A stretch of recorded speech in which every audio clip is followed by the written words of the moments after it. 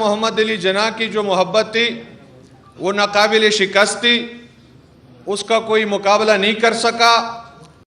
حتیٰ کہ علماء جنہوں نے آپ کے خلاف فتوے دیے وہ بھی کارگر ثابت نہیں ہوئے، اور اس وقت کے علماء حق اور مشائخ نے قائد اعظم محمد علی جناح کا ساتھ دے کے الحمدللہ پاکستان بنا کے رکھ دیا۔ اور اب ایک دور ہے کہ ایک لیڈر، ایک رہنما جو درویش صفت انسان ہے اور جسے دنیا کی کوئی لالچ کوئی نہیں، اور جس کا نعرہ ہے کہ پیسے کو استعمال کرو لیکن پیسے سے اور دولت سے اپنے آپ کو استعمال ہونے نہ دو، اور جس کا مرنا جینا پاکستان کے لیے ہے، اور جس کی شب و روز فکر پاکستان کو حقیقی آزادی کی طرف لے کر جانا ہے۔ اور آج بھی کچھ نقشہ اسی نقشے کے قریب ہے کہ سیاسی مخالفین اپنے ہر قسم کے حربے استعمال تو کرتے ہیں، لیکن کچھ علماء بھی اسی طرح قائد اعظم محمد علی جناح کے ساتھ جو رویہ رکھا وہی رکھتے ہیں۔ کبھی شرک کے فتوے لگاتے ہیں تو کبھی کفر کے فتوے لگاتے ہیں، کبھی یہودیوں کا ایجنٹ کہتے ہیں، حالانکہ یہودیوں کا ایجنٹ کبھی بھی امریکہ کو ایبسولوٹیناٹ نہیں کہہ سکتا۔ امریکیوں کا ایجنٹ کبھی بھی مدینۃ الرسول کا اتنا ادب و احترام نہیں کر سکتا کہ وہاں ننگے پاؤں ادب مصطفیٰ، تعظیم مصطفیٰ صلی اللہ علیہ وسلم کی خاطر سرزمین مدینہ پر ننگے پاؤں چلے۔ یہ کسی عاشق رسول کا کام ہو سکتا ہے، یہودیوں کے ایجنٹ کا کام بالکل نہیں ہو سکتا۔ اور الحمدللہ ہم مطمئن ہیں اور علمی اور تحقیقی میدان میں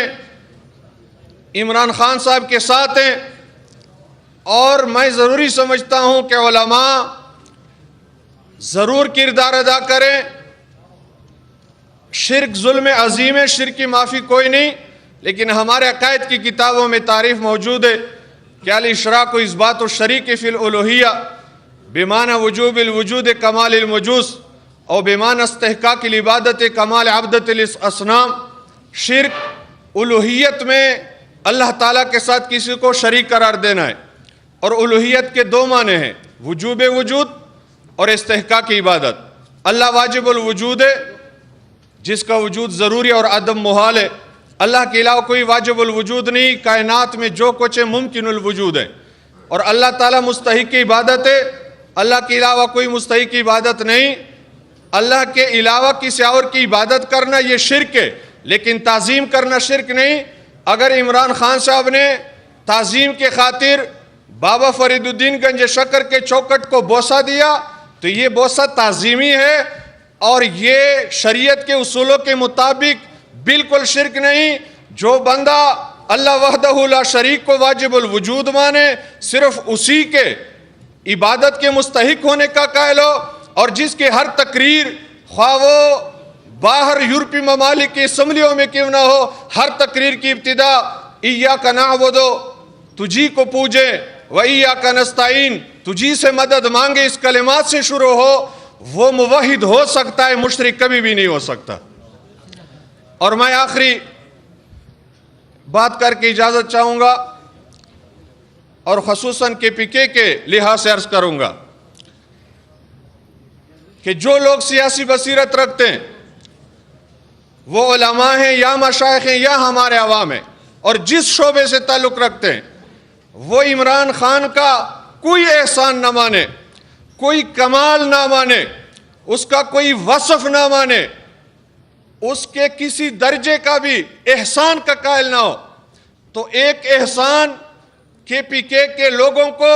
اور خصوصاً ہمارے پٹھانوں کو ماننا پڑے گا۔ اگر سینے میں دل ہے اور دل کے اندر انصاف ہے، سر کے اندر دماغ ہے اور دماغ کے اندر عقل ہے، اور تعصب سے پاک ہے،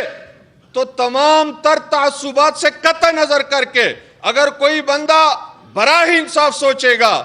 تو کے پی کے میں ایک جماعت جو دین کے نام پر ہم پٹھانوں کے دین کے ساتھ جو محبت ہے اس کو استعمال کر کے نہ ہمارے دین کے کام آئے وہ لوگ، نہ ہمارے دنیا کے کام آئے، عمران خان کی محنت اور کاوشوں سے اور آپ کی مخلصانہ جد و جہد سے الحمدللہ کی پی کے میں دوسری دفعہ پی ٹی آئی کا جو حکومت بنا اور ہمیں ان لوگوں کے چنگل سے آزادی دلائی. اگر ہم شانہ بشانہ اس جماعت کے کڑے رہ گئے، انشاءاللہ العزیز ان لوگوں کا جنہوں نے ہمیں دھوکے پہ دھوکہ دیا، مذہبی کارڈ ہمیشہ استعمال کیا، اسلام کے نام پر ہمیں لوٹا اور ووٹ کو جنت کا ٹکٹ قرار دے کے کہ جو ہمیں ووٹ دے گا وہ جنت جائے گا، جو ہمارے خلاف ووٹ دے گا وہ بس جہنم پہنچ گیا، اس قسم کی تقریریں کر کے اور ہمیں بود اور بے وقوف بنا کے جن لوگوں نے ہمیں آباء و اجداد سے برسوں سے لوٹا، پہلے آزادی عمران خان نے ہمیں ان لوگوں سے دلائی. یہ عمران خان کا ہم پر اتنا بڑا احسان ہے کہ ہم اس کا بالکل شکریہ ادا نہیں کر سکتے. ہم الحمدللہ ان کے ساتھ ہیں اور یہ علماء مشائخ کی بابرکت محفل ہے، انشاءاللہ ان کی دعائیں بھی ان کے ساتھ ہیں. وہ وقت قریب ہے کہ اللہ تعالی ہمیں حقیقی اور صحیح معنوں میں ایک آزاد قوم کے طور پر ایک ہمیں موقع عطا فرمائے گا. انشاءاللہ اللہ تعالی عمران خان کو اور آپ کے جتنے مخلصین کارکنان ہیں اور جو لوگ پاکستان کے حقیقی خیرخواہ ہیں انہیں ترقی عطا فرمائے، کامیابی عطا فرمائے. میں اپنے استاذ ابو الفیض مفتی محمد فضل الرحمان جو ڈیرہ اسماعیل خان تحصیل پروہ کے پی ٹی آئی کے تحصیل کینڈیڈیٹ جس نے تحصیل میئر پر الیکشن لڑا، وہ کچھ مصروفیت کی بنا پر نہیں آ سکے، اس کی نمائندگی کی حیثیت میں اپنی حاضری میں نے لگوائی. اللہ تعالی ہم سب کا حامی و ناصر ہو. اسلام زندہ آباد، پاکستان پائندہ آباد. جزاک اللہ ماشاءاللہ. زه یو ځل بیا خاص کوم کوم مقررین چې زه راغواړم مهرباني کوئ صرف 2 منټه یا 3 منټه ټیم دا صرف د نمائندګۍ دپاره دی. نور موږ ته پته ده چې دا څومره حضرات موږ سره ناست دي، دا ټول مقررین دي، دا خطیبان دي. نو مهرباني کوئ ځکه چې کله خان صاحب راشي د هغه نه وړاندې به صرف بیا یا 2 یا 3 تقریر کېږي، هغه مختصر. نو صرف د نمائندګۍ دپاره چې کوم افراد رابلم مهرباني کوئ د وقت ډېر زیات خیال ساتئ. زه خاص کوم جناب علامه سید عبدالحسین حسینی صاحب مجلس وحدت المسلمین چې هغې راشي او دلته هغې د خپلو خیالاتو اظهار وکړي. وقت مختصر دی، د وقت د اختصار دی خیال ساتي.